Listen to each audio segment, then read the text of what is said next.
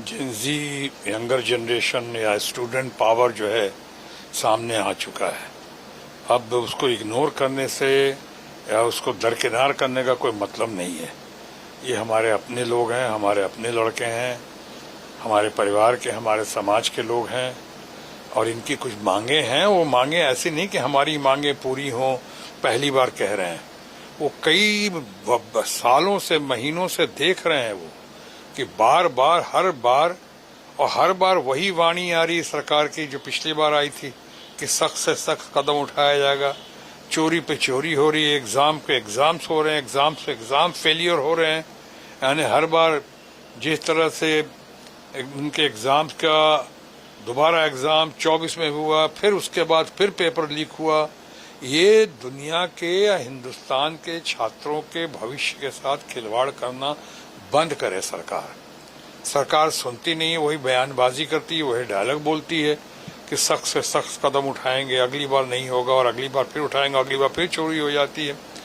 तो आखिरकार जब इनको कोई मदद नहीं मिली तभी जंतर मंतर पे बहुत पीसफुल तरीके से, बहुत अच्छे से अपना आंदोलन करने आए, अपनी मांग रखने आए, अपनी बातें सुनाने आए, अपनी पुकार, अपनी चित्कार लेकर आए। लेकिन उसका फल क्या मिला? उनके ऊपर प्रताड़ना हुई, उनको सताया गया, उनके ऊपर जुल्म हुआ, उन्हें मारा पीटा गया, उन्हें लहूलुहान किया गया, हमारे बच्चों को, हमारे स्टूडेंट पावर को, स्टूडेंट्स को और हमारे जेन ज़ी के लोगों को। और सबसे बड़ी बात तो ये कि सिर्फ मारा ही पीटा नहीं गया, बल्कि शासन का दुरुपयोग करते हुए प्रशासन के लोगों ने जिस तरह से उनका सर फाड़ा, जिस तरह से उन पर लाठीचार्ज किया गया है, जिस तरह से हमारी बच्चियों के साथ, महिलाओं के साथ, उनकी इज्जत के साथ खिलवाड़ करने की कोशिश की गई है, जिस तरह से उन पे अटैक किया गया है, उनकी इज्जत पे अटैक किया गया है। और ये सरकार की आंख के नीचे, सरकार के कई लोग तो कहते हैं सरकार की मिली भगत से या सरकार के दम पे उनको, सरकार की वजह से उनको एक दम मिला कि जिसकी वजह से उन्होंने ऐसा किया। बहुत ही निंदनीय, बहुत शर्मनाक है। इस बीच में सिर्फ उनको इतना ही मारपीट से भी शायद मन नहीं भरा इनका, तो वो काम किया जो आज तक शायद कभी नहीं हुआ होगा कि स्टूडेंट्स के ऊपर इस तरह से आपने पैलेट गन का इस्तेमाल किया। कुछ बच्चों की हमारी शायद आंखें जा रही हैं। ये ऐसा विभत्स तमाशा बना दिया आपने कि हाँ, और तो और छात्रों के ऊपर ये पैलेट गन्स के साथ साथ आपने AK-47 का भी इस्तेमाल किया। यानी हमारे बच्चे आतंकवादी हैं। ये जेन ज़ी क्या आतंक फैला रहा है? ये अपनी मांगे रख रहा है, पीसफुल प्रोटेस्ट कर रहा है। उस बीच में आप नैरेटिव चेंज कर रहे हैं, बना रहे हैं कि हमारे पुलिस वालों को भी चोट लगी। ठीक है, वो भी शर्मनाक है, वो भी गलत है। हमारे पुलिस वाले भी अपने परिवार के हैं, लेकिन किस कारण पे हुआ? कहीं उनकी ज्यादती की वजह से तो नहीं हुआ। जिस तरह से उन्हें महिलाओं पे अटैक किया या उनकी इज्जत पे अटैक किया या हमारे बच्चों को जिस तरह से उनकी आंखें फोड़ दी, पैलेट गन का इस्तेमाल किया, इस वजह से तो कुछ लोग आक्रोश में आके या कुछ असामाजिक तत्व उसमें शामिल होकर, जो पुलिस को रोकना था उनको, पुलिस को पकड़ना था उनको, ये कहना कि साहब वो उसमें से इतने सैकड़ों लोग जो हैं वो आतंकवादी थे या सैकड़ों लोग उसमें अनवांटेड थे, वैसे एलिमेंट शामिल हो गए थे, गलत लोग शामिल हो गए थे, अपराधी प्रवृत्ति के लोग।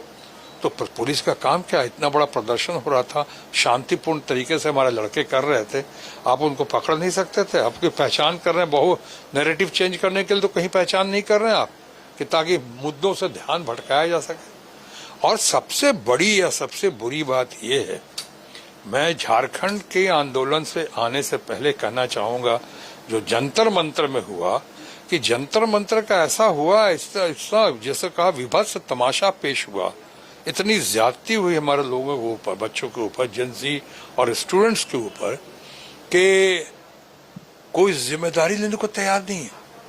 आज जब लोग चौंक गए, लोग जाग गए, समाज, सरकार और समाज और विपक्ष के लोग आज सब मिलकर आगे सामने वहां पे जेन ज़ी के समर्थन में और स्टूडेंट पावर के समर्थन में, तो वहां पे ये आदमी कोई तैयारी नहीं है कि मैंने इसका आदेश दिया।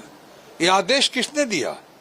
आदेश जाहिर है किसी DCP में, किसी SP में इतनी हिम्मत नहीं है मैं अगर थोड़ा सा रोष दिखाऊं तो कह सकता हूं किसी माई के लाल में ऐसी हिम्मत नहीं है कि जंतर मंतर में और खासकर पार्लियामेंट के इतने करीब, पार्लियामेंट के साए में किसी डीसीपी की या किसी एसडीएम या डीएम की हिम्मत नहीं है कि गोली चला दे, पैलेट गन चला दे, या हमारे सीवान छपरा जहां भी हुआ है वहां पे वो AK-47 चला दे, जब तक कि आदेश ऊपर से ना आया हो। तो ऊपर से कौन है? ऊपर कौन बैठा है?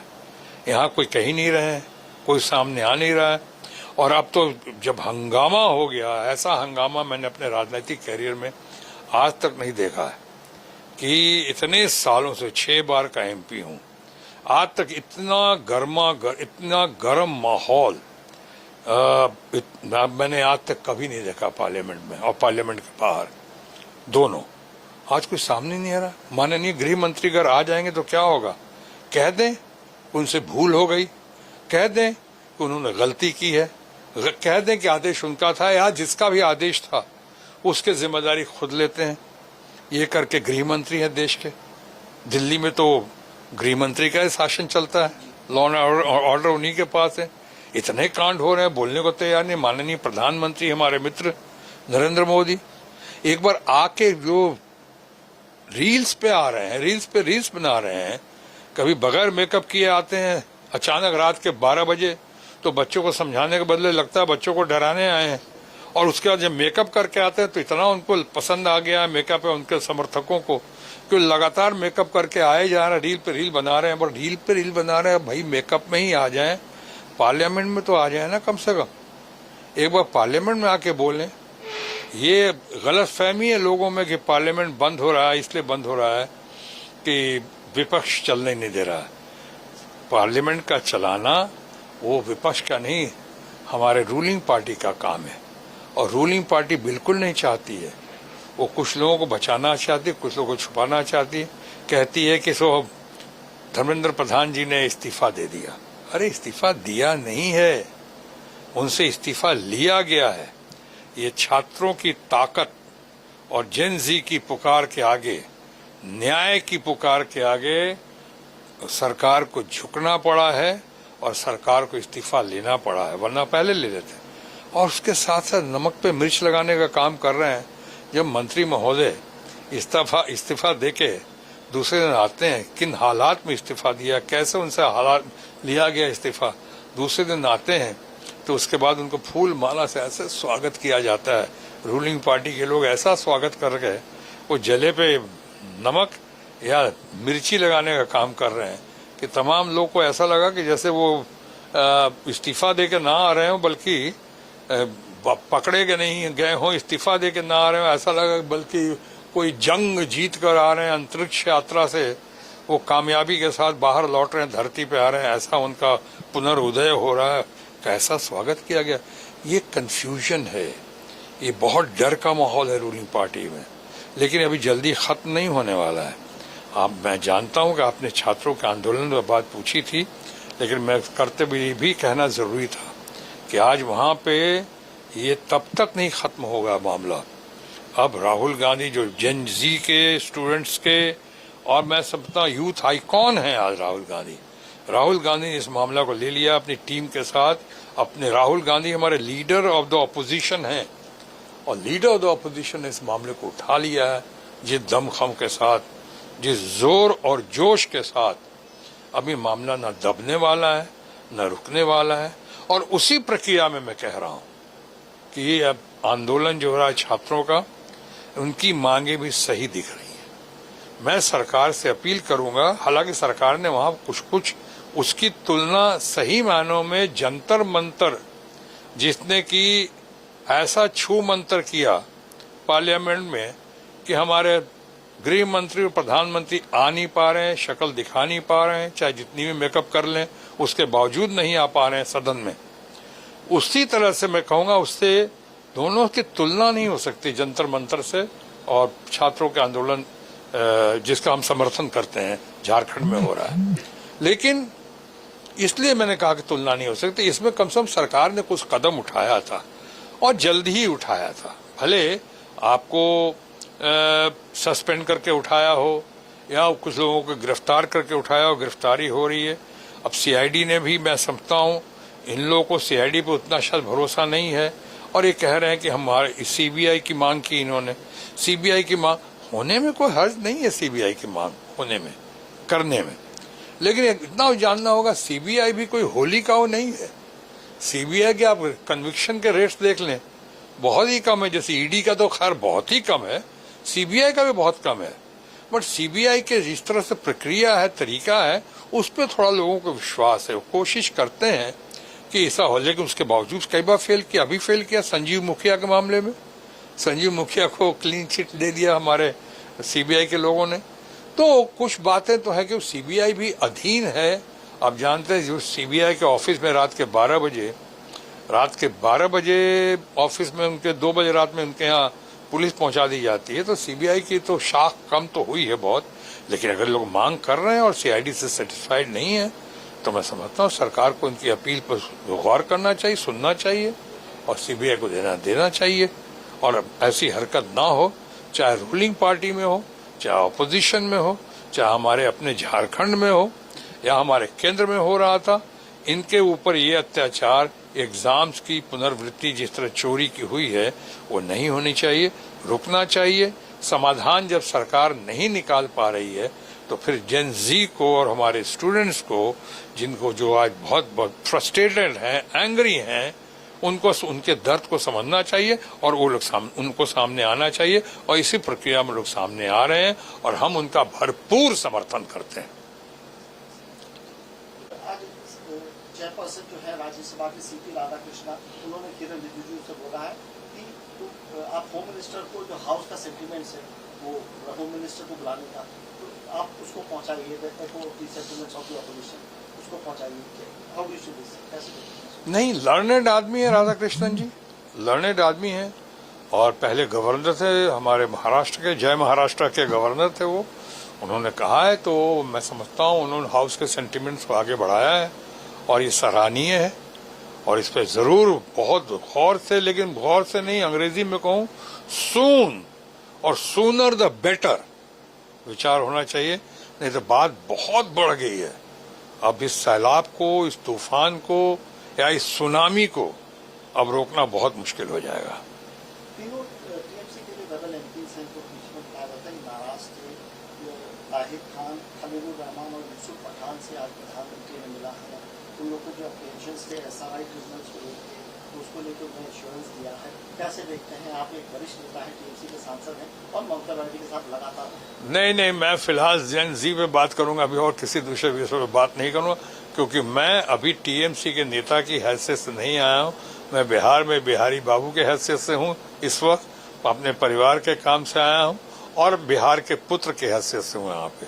तो बिहारी पुत्र की हैसियत देखो आप मुझको, बिहारी बाबू की हैसियत से देखो। बिहार की बात की जाए, जो आप पटना साहब से एमपी रहे हैं और हाल में जो बाई इलेक्शन हुआ माखीपुर का, which was part of your constituency, जो असेंबली सीट थी माखीपुर, वो पटना साहब। लंबे समय तक आपने भी यहाँ राजनीति की। बीजेपी की हार को और प्रशांत किशोर की जीत को कैसे देखते? बहुत शानदार जीत,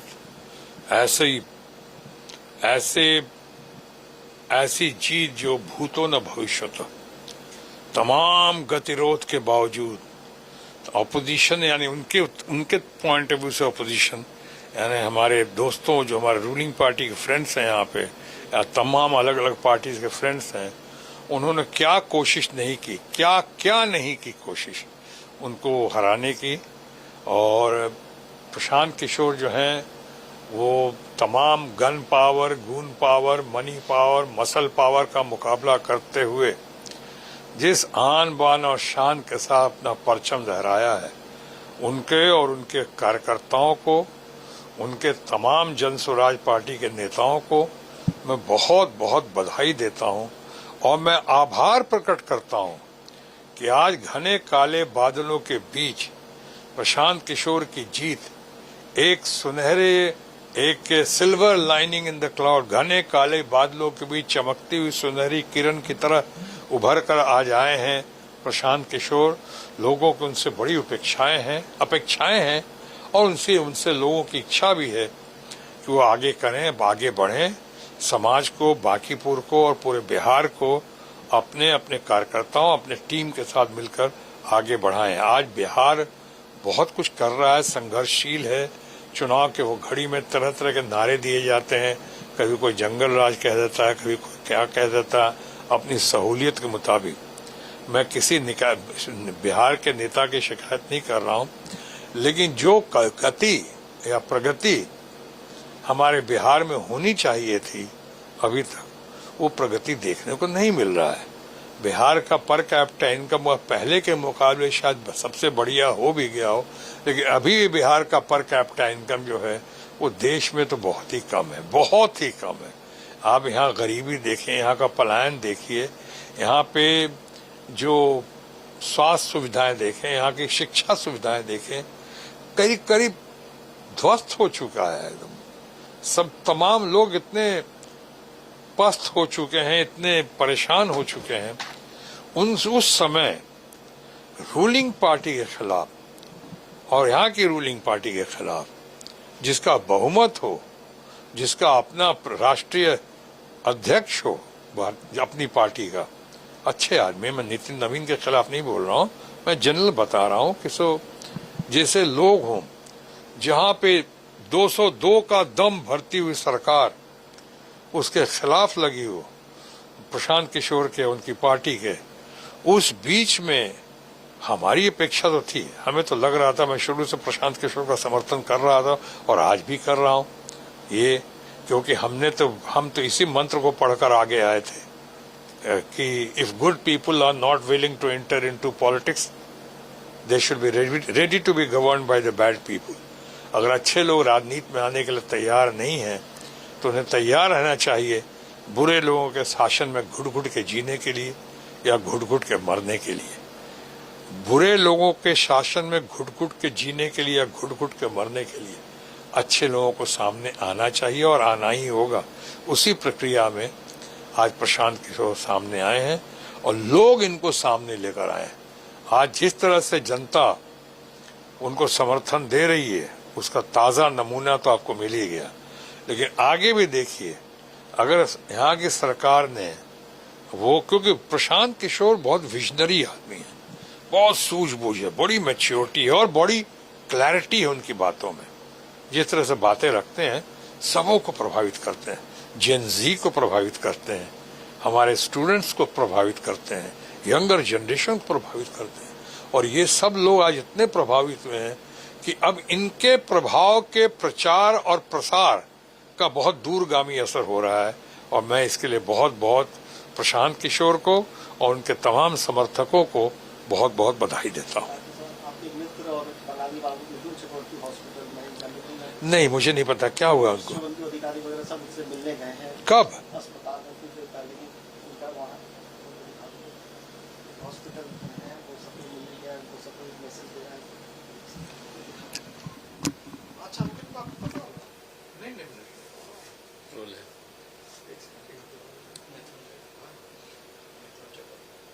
कट कर दे, कोई बात नहीं, मैं रिएक्शन दे देता हूं, दिखा देता हूं। कट करते हैं। चक्रवर्ती को क्या बोलिएगा सर? अस्पताल में भर्ती है, तमाम लोग दुआ कर रहे हैं, जल्द स्वस्थ हो जाए। मुझे नहीं पता है कि वो अस्पताल में है, अभी आपने बताया और आपने फोटो दिखाई, अभी पता लगा मुझे बहुत इसकी तकलीफ हुई जानकर। मिथुन चक्रवर्ती बहुत हमारे अच्छे मित्र भी रहे हैं, बहुत अच्छे कलाकार हैं, बहुत अच्छे स्टार रहे हैं, वो बहुत बढ़िया इंसान है, वो पशु प्रेमी हैं। उनके यहाँ तो इतने सारे कुत्ते बिल्ली सबका उन्होंने इतना ख्याल रखा है, लोगों का बहुत ख्याल रखते हैं, गरीबों का बहुत ख्याल रखते हैं। वो बहुत अच्छे इंसान है। मिथुन को मैं बहुत मानता हूँ। मिथुन बहुत प्यारा और बहुत ही न्यारा इंसान है। मैं उसके स्वास्थ्य लाभ की कामना करता हूँ। और जो हमारे ऑनरेबल मुख्यमंत्री जो हैं, चीफ मिनिस्टर शुभेंदु अधिकारी जी गए हैं, ये बहुत अच्छा किया है उन्होंने। लोगों मिथुन डिजर्व करता है, मिथुन को जरूरत नहीं है, मिथुन डिजर्व करता है सारा प्यार और लोगों का सहयोग, लोगों का साथ और लोगों का आशीर्वाद। तो जो लोग गए हैं बहुत अच्छा किया। और मैं भी यहाँ पे आज सुनने के बाद जरूर प्रार्थना करूंगा कि मिथुन बहुत जल्द से जल्द स्वास्थ्य लाभ करें और जल्द से जल्द बाहर आए अस्पताल से। क्योंकि मैं इतना ही कह सकता हूँ मिथुन के बारे में, जो शुरू से कहता रहा हूँ बहुत जान है मिठुन में, बहुत जान है। आएगा और जल्द बाहर आएगा और बहुत स्वस्थ, तगड़ा और तंदुरुस्त होकर आएगा वो। उनका तो बोलिए, उनका मैं ठीक अब चल बाद में करें। ठीक बहुत हो गया